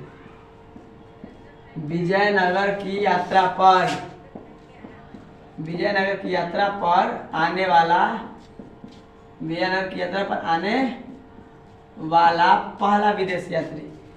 विजयनगर की यात्रा पर आने वाला पहला विदेशी यात्री कौन था? Niccolo Conti. विजयनगर की यात्रा पर आने वाला पहला विदेशी यात्री। विजयनगर की यात्रा पर आने वाला पहला विदेशी यात्री हो जाएगा। क्या हो जाएगा? विदेशी यात्री। तो बात को समझिए, विजयनगर की यात्रा पर आने वाला पहला विदेशी यात्री कौन? Niccolo Conti. कौन? निकोलो कोंटी, याद रखिएगा। उसके बाद है अब्दुल रज्जाक। इसका यात्रा वृत्तांत पूछना है, बताएंगे अभी। हम ऑप्शन लिख लेते हैं। बी में क्या है? अब्दुल रज्जाक। क्या है? अब्दुल रज्जाक। क्या है? अब्दुल रज्जाक। तो देखिए अब्दुल रज्जाक ये था किस देश का? तो अब्दुल रज्जाक अभी बताया था इससे पहले, ये था ईरान का। कहाँ का? ईरान का। ईरान का था। ये भारत कब आया? तो 1466 से 1472 ईस्वी तक भारत रहा। 1466 से 1472 ईस्वी तक रहा है। नहीं 1466 नहीं, 1441, सॉरी 1441 से, याद रखिएगा 1441 से 1442 ईस्वी तक भारत रहा। कौन? अब्दुल रज्जाक। 1441 से 1442 ईस्वी तक। ए भाई 1441 से 1442 ईस्वी तक अब्दुल रज्जाक भारत रहा। और ये किसके दरबार में आया? तो याद रखिएगा ये आया था देवराय द्वितीय के दरबार में। किसके दरबार में? देवराय द्वितीय के दरबार में। देवराय द्वितीय के दरबार में कौन आया था? अब्दुल रज्जाक। कहेगा इसका यात्रा वृत्तांत। तो यात्रा वृत्तांत क्या है इसका? यात्रा वृत्तांत मतल साधन। क्या? यात्रा वृत्तांत जो हो जाएगा मतल साधन। क्या हो जाएगा? मतल साधन। ठीक है। मता सल्तनत किसका यात्रा वृत्तांत है? अब्दुल रज्जाक का। उसके बाद है अफनासी निकितिन, सी में क्या है? अफनासी निकितिन, अफनासी निकितिन, अफनासी निकितिन। ये किस देश का था? ये था रूस का। कहाँ का? रूस का। और ये रहा था 1466 से 1472 ईस्वी तक। 1466 से 1472 ईस्वी तक ये रहा था। कौन? अफनासी निकितिन। 1466 से 1472 ईस्वी तक। और ये किसके दरबार में आया था? तो याद रखिएगा, ये आया था मोहम्मद शाह तृतीय के दरबार में। मोहम्मद शाह तृतीय। कौन? मोहम्मद शाह तृतीय के दरबार में आया था। कौन? अफनासी निकितिन। कहाँ? बहमनी साम्राज्य में आया था। ये बहमनी साम्राज्य में आया था। कहाँ आया था? बहमनी साम्राज्य में। याद रखिएगा, बहमनी साम्राज्य का शासक था कौन? मोहम्मद शाह तृतीय। याद रखिएगा, ठीक है। और अफनासी निकितिन किसके दरबार में आया? मोहम्मद शाह तृतीय के दरबार में। उसके बाद इससे याद रखिएगा, ये क्या था? तो ये घोड़ों का व्यापारी था। क्या? घोड़ों का व्यापारी था। घोड़ों का व्यापारी था। कौन? अफनासी निकितिन। और याद रखिएगा, इसका यात्रा वृत्तांत पूछेगा तो इसका यात्रा वृत्तांत है 3 समुद्रों पार की यात्रा। यही है, 3 समुद्रों पार की यात्रा। क्या हो जाएगा? 3 समुद्रों पार की यात्रा। 3 समुद्रों पार की यात्रा। 3 समुद्रों पार की यात्रा किसका यात्रा वृत्तांत है? अफनासी निकितिन का। और याद रखिएगा, इसके यात्रा वृत्तांत को आधार मानकर, इसके यात्रा वृत्तांत को, इसके यात्रा वृत्तांत को आधार मानकर, इसके यात्रा वृत्तांत को आधार मानकर परदेसी फिल्म का निर्माण हुआ। क्या? परदेसी फिल्म का निर्माण हुआ। परदेसी फिल्म का निर्माण हुआ। परदेसी फिल्म का निर्माण हुआ किसके यात्रा वृत्तांत को आधार मानकर? अफनासी निकितिन के। उसके बाद डी नंबर ऑप्शन देखिए, डी नंबर ऑप्शन क्या है हमारा? तो डी नंबर ऑप्शन में है डेमिंगोस पेस। क्या है? डेमिंगोस पेस।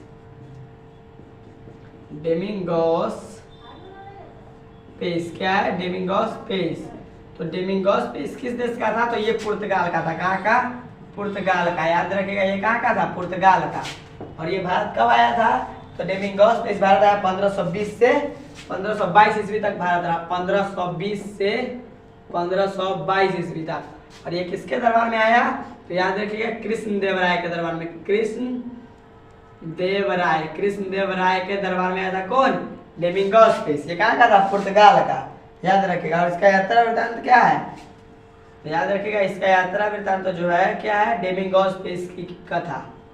डेमिंगोस पेस की कथा। डेमिंगोस पेस की कथा। डेमिंगोस पेस की कथा। डेमिंगोस पेस की कथा क्या हो जाएगा? डेमिंगोस पेस की कथा। तो देखिए, अब ऑप्शन पूरा लिख लिया, डी नंबर ऑप्शन तक। 24 नंबर क्वेश्चन को समझिए। सर्वप्रथम विजयनगर की यात्रा पर आने वाला पहला विदेशी यात्री कौन था? यही क्वेश्चन का था 24 नंबर। तो पहला ऑप्शन है निकोलो कोंटी। तो ये निकोलो कोंटी, सबसे पहले इसका स्क्रीनशॉट ले लीजिए। तो आप लोग इसका स्क्रीनशॉट ले लीजिए। हो गया, आगे बढ़े। देखिए, निकोलो कोंटी कौन था? तो निकोलो कोंटी कहाँ का था? इटली का। आपसे पूछेगा निकोलो कोंटी किस देश का था? इटली का। निकोलो कोंटी किस देश का था? इटली का। याद रखिएगा, निकोलो कोंटी किस देश का था? इटली का। और ये भारत कब आया? 1420 में। कब तक रहा? 1422 ईस्वी तक। निकोलो कोंटी भारत कब से कब तक रहा? 1420 से 1422। 1420 से 1422 ईस्वी तक। याद रखिएगा, निकोलो कोंटी भारत कब से कब तक रहा? 1420 से 1422 ईस्वी तक। याद यहीं पर हो जाना चाहिए। हम जितना बार बोलते हैं उतना बार आप लोग पढ़ लीजिएगा तो याद हो जाएगा। घर में पढ़ने की जरूरत नहीं है। याद रखिएगा। देखिए, 4 बार बोलते याद हो जाना चाहिए। देखिए, निकोलो कोंटी किस देश का था? इटली का। किस देश का? इटली का। निकोलो कोंटी भारत कब आया? 1420 में। कब? 1420 में। कब तक रहा? 1422 ईस्वी तक। तो आपसे पूछेगा निकोलो कोंटी भारत कब से कब तक रहा? तो 1420 से 22, 1420 से 1422 ईस्वी तक। निकोलो कोंटी भारत कब से कब तक रहा? 1420 से 1422 ईस्वी तक। निकोलो कोंटी भारत किसके दरबार में आया? तो देवराय प्रथम के दरबार में। किसके दरबार में? देवराय प्रथम के दरबार में। याद रखिएगा निकोलो कोंटी भारत किसके दरबार में आया? देवराय प्रथम के दरबार में। और ये देवराय प्रथम कहाँ का शासक था? विजयनगर साम्राज्य का। कहाँ के? विजयनगर साम्राज्य के। देवराय प्रथम कहाँ का शासक था? विजयनगर साम्राज्य के। और देवराय प्रथम के दरबार में आया था कौन? Niccolo Conti. और निकोलो कोंटी एक लिखा से घुमाकर था। ये 2 साल रहा लेकिन अपना यात्रा वृत्तांत नहीं लिखा, ये कुछ भी नहीं लिखा। आया, खाया पिया, घुमा, चला गया। निकोलो कोंटी इटली का था। 1420 से 1422 ईस्वी तक भारत रहा। किसके दरबार में? तो देवराय प्रथम के दरबार में। किसके? देवराय प्रथम के दरबार में। उसके बाद है विजयनगर की यात्रा पर आने वाला पहला विदेशी यात्री कौन था? लिखे ना, विजयनगर की यात्रा पर आने वाला पहला विदेशी यात्री कौन हो जाएगा? Niccolo Conti. याद रखिएगा विजयनगर की यात्रा पर आने वाला पहला विदेशी यात्री निकोलो कोंटी। कौन? Niccolo Conti. विजयनगर की यात्रा पर आने वाला पहला विदेशी यात्री कौन है? Niccolo Conti. विजयनगर की यात्रा पर आने वाला पहला विदेशी यात्री निकोलो कोंटी। उसके बाद बी नंबर ऑप्शन है अब्दुल रजाक। क्या? अब्दुल रजाक। तो अब्दुल रजाक कहाँ का था? ईरान का। कहाँ का? ईरान। उस समय फारस था, अभी क्या है? ईरान। तो अब्दुल रजाक कहाँ का निवासी था? ईरान के। कहाँ के? ईरान के। अब्दुल रजाक किस देश का निवासी था? ईरान का। अब्दुल रजाक भारत कब आया? 1441 ईस्वी में। कब? 1441 ईस्वी में। अब्दुल रजाक भारत कब आया? 1441 ईस्वी में। कब तक रहा? 1442 ईस्वी तक। अब्दुल रजाक भारत कब से कब तक रहा? 1441 से 1442 ईस्वी तक। याद रखिएगा अब्दुल रजाक भारत रहा था 1441 से 1442 ईस्वी तक। याद रखिए 1441 से 1442 ईस्वी तक अब्दुल रजाक भारत रहा। अब्दुल रजाक भारत कब से कब तक रहा? 1441 से 1442 ईस्वी तक। अब्दुल रजाक किसके दरबार में आया? तो देवराय द्वितीय, देवराय प्रथम का उत्तराधिकारी। यानी देवराय प्रथम के दरबार में कौन आया था? Niccolo Conti. और देवराय द्वितीय के दरबार में कौन आया? अब्दुल रजाक। देवराय द्वितीय के दरबार में कौन आया? अब्दुल रजाक। देवराय प्रथम के दरबार में निकोलो कोंटी। और ये दोनों कहाँ का शासक था? विजयनगर साम्राज्य का। देवराय द्वितीय कहाँ का शासक था? विजयनगर का। और अभी बताए हैं देवराय द्वितीय को एक अभिलेख में क्या कहा गया है? जगबेटकर, यानी हाथियों का शिकारी देवराय द्वितीय को कहा जाता है। क्या? देवराय द्वितीय को। याद रखिएगा जगबेटकर किस शासक को कहा गया है? देवराय द्वितीय को। और इसी के दरबार में आया था कौन? अब्दुल रजाक। 1441 से 1442 ईस्वी तक भारत रहा। उसके बाद अब्दुल रजाक का यात्रा वृत्तांत क्या है? तो मतल साधन। क्या? मतल साधन। क्या हो जाएगा? मतल साधन। याद रखिएगा आपसे पूछा जाता है मतल साधन किसका यात्रा वृत्तांत है? अब्दुल रजाक का। मतल साधन किसका यात्रा वृत्तांत है? अब्दुल रजाक का। याद रखिएगा मतल साधन जो है किसका यात्रा वृत्तांत है? अब्दुल रजाक का। किसका? अब्दुल रजाक का। अब्दुल रजाक कहाँ का था? ईरान का। कब आया? 1441 में। कब तक रहा? 42 तक। 1441 से 42 तक भारत रहा। किसके दरबार में आया? देवराय द्वितीय के दरबार में। देवराय द्वितीय के दरबार में। इसका यात्रा वृत्तांत क्या है? मतल साधन। मतल साधन किसका यात्रा वृत्तांत है? अब्दुल रजाक का। याद रखिएगा। उसके बाद क्या है? अफनासी निकितिन। ये बहुत इंपोर्टेंट है। अफनासी निकितिन कहाँ का शासक? अफनासी निकितिन कहाँ का यात्री था? रूस का। कहाँ के? रूस का। अफनासी निकितिन कहाँ का था? रूस का। याद रखिएगा अफनासी निकितिन किस देश का यात्री था? रूस का। अफनासी निकितिन किस देश का यात्री था? रूस के। कहाँ के? रूस के। अफनासी निकितिन सबसे ज्यादा दिन तक रहा। अफनासी निकितिन भारत कब आया? 1466 ईस्वी में। कब? 1466 ईस्वी में। अफनासी निकितिन भारत कब आया? 1466 ईस्वी में। कब तक रहा? 1472 ईस्वी तक। कब तक? 1472 ईस्वी तक। तो आपसे पूछेगा अफनासी निकितिन भारत कब से कब तक रहा? 1466 से 1472, लगभग 6 बरस। कब तक? 6 बरस तक भारत रहा था कौन? अफनासी निकितिन। याद रखेगा 1466 से 1472 तक रहा था कौन? अफनासी निकितिन। 1466 से 1472 ईस्वी तक अफनासी निकितिन। अफनासी निकितिन कहाँ का था? रूस के। कहाँ के? रूस के। अफनासी निकितिन कब आया? 1466। कब चला गया? 1472। रूस की राजधानी मॉस्को। अफनासी निकितिन यही का था, रूस का। अफनासी निकितिन किसके दरबार में आया? मोहम्मद शाह तृतीय। कौन? मोहम्मद शाह तृतीय। तो याद रखिएगा अफनासी निकितिन किसके दरबार में आया? मोहम्मद शाह तृतीय। तो अफनासी निकितिन किस साम्राज्य में आया? बहमनी साम्राज्य में। कहाँ? बहमनी साम्राज्य में। ये मोहम्मद शाह तृतीय कहाँ का शासक था? आपसे पूछेगा मोहम्मद शाह तृतीय कहाँ का शासक था? बहमनी साम्राज्य का। याद रखेगा ये मोहम्मद शाह तृतीय कहाँ का शासक था? बहमानी साम्राज्य का, कहाँ के बहमानी साम्राज्य का। और मोहम्मद शाह तृतीय भारत कब आया 1466 में, कब तक रहा 1472 ईस्वी तक। और क्या कहते हैं मोहम्मद शाह तृतीय नहीं कहा है, ये हो जाएगा अफनासी निकितिन। तो अफनासी निकितिन किसके दरबार में आया था, मोहम्मद शाह तृतीय के दरबार में। मोहम्मद शाह तृतीय कहाँ का शासक था, बहमानी साम्राज्य का, कहाँ का बहमानी साम्राज्य का। तो आपसे ऐसे पूछेगा अफनासी निकितिन किसके दरबार में आया, मोहम्मद शाह तृतीय, याद रखिएगा मोहम्मद शाह तृतीय। और अफनासी निकितिन किस साम्राज्य में आया, तो बहमानी साम्राज्य में। और क्या कहते हैं मोहम्मद शाह तृतीय बहमानी साम्राज्य का शासक था, जबकि देवराय प्रथम और देवराय द्वितीय विजयनगर साम्राज्य का शासक था। देवराय प्रथम और देवराय द्वितीय विजयनगर का शासक था और मोहम्मद शाह तृतीय बहमानी साम्राज्य का शासक था। और बहमानी साम्राज्य में आया था कौन, अफनासी निकितिन, कहाँ के था, रूस का। कब से कब तक भारत रहा, 1466 से 1472 ईस्वी तक। और अफनासी निकितिन क्या था, घोड़ों का व्यापारी। आपसे बार बार पूछा जाएगा, ऑप्शन में दे देगा, इतना ऑप्शन में दिया रहेगा और कहेगा इसमें से कौन विदेशी यात्री घोड़ों का व्यापारी था, तो क्या कहिएगा अफनासी निकितिन। कौन, अफनासी निकितिन। कहेगा इनमें से कौन विदेशी यात्री घोड़ों का व्यापारी था, घोड़ों का व्यापारी, तो क्या कहिएगा अफनासी निकितिन। क्या, अफनासी निकितिन। और अफनासी निकितिन का यात्रा वृत्तांत क्या है, अफनासी निकितिन का यात्रा वृत्तांत क्या है, तो याद रखेगा इसका यात्रा वृत्तांत है 3 समुद्रों पार की यात्रा। क्या, 3 समुद्रों पार की यात्रा।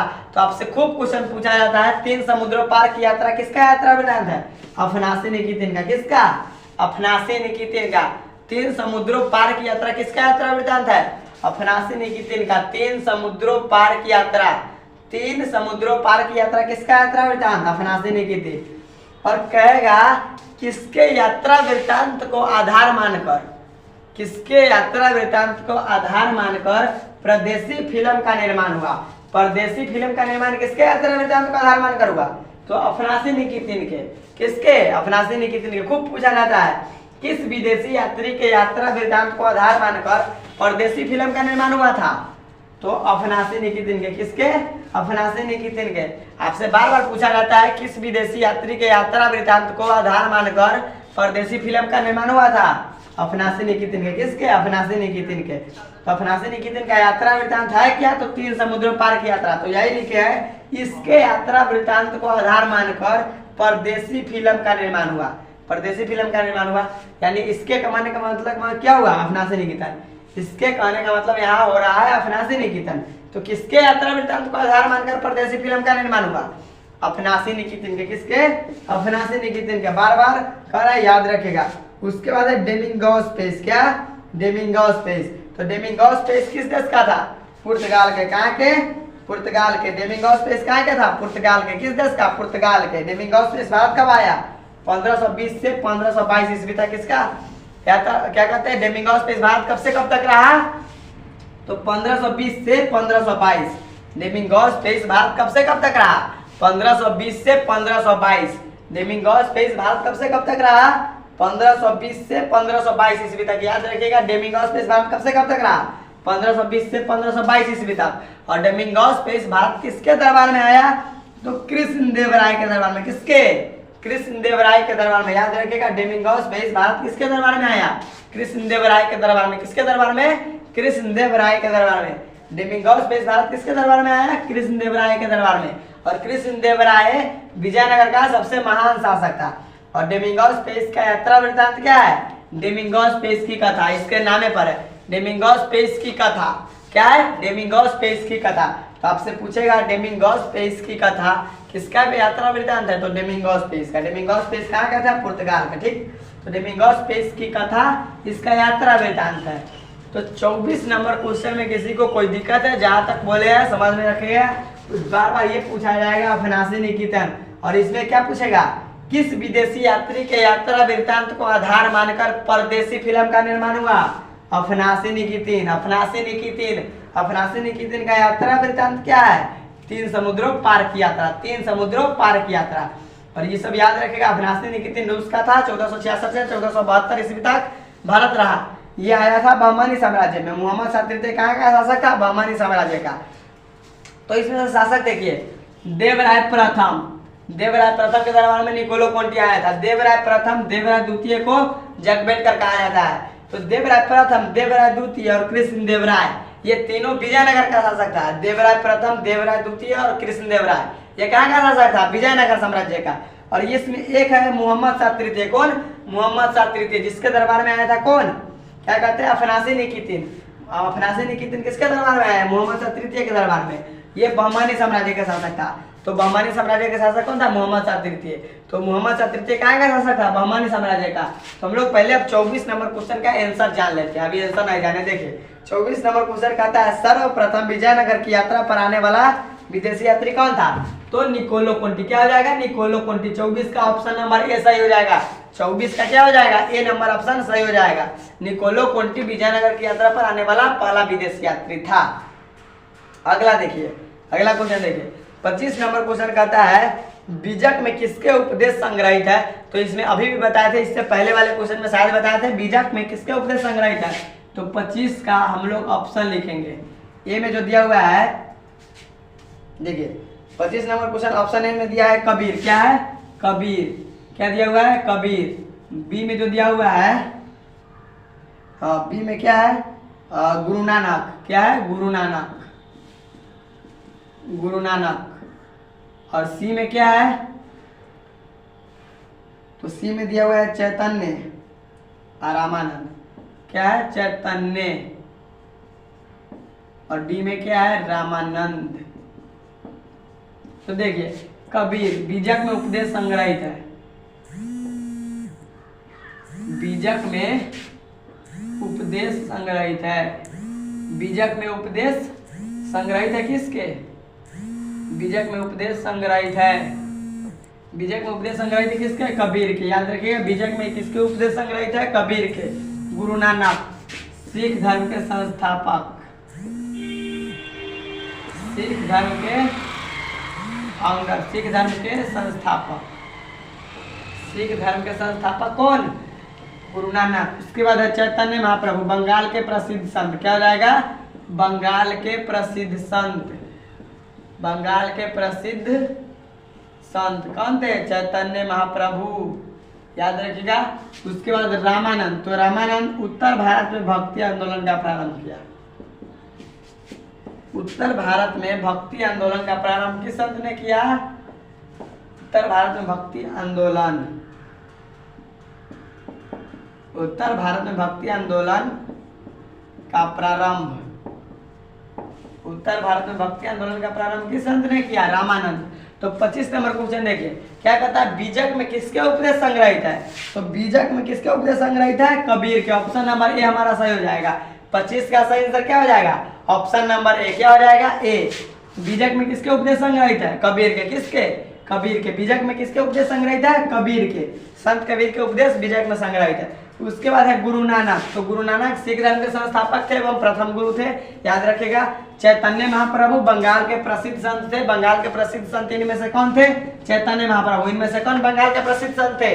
चैतन्य महाप्रभु। रामानंद उत्तर भारत में भक्ति आंदोलन का आरंभ किया। उत्तर भारत में भक्ति आंदोलन का आरंभ किस संत ने किया?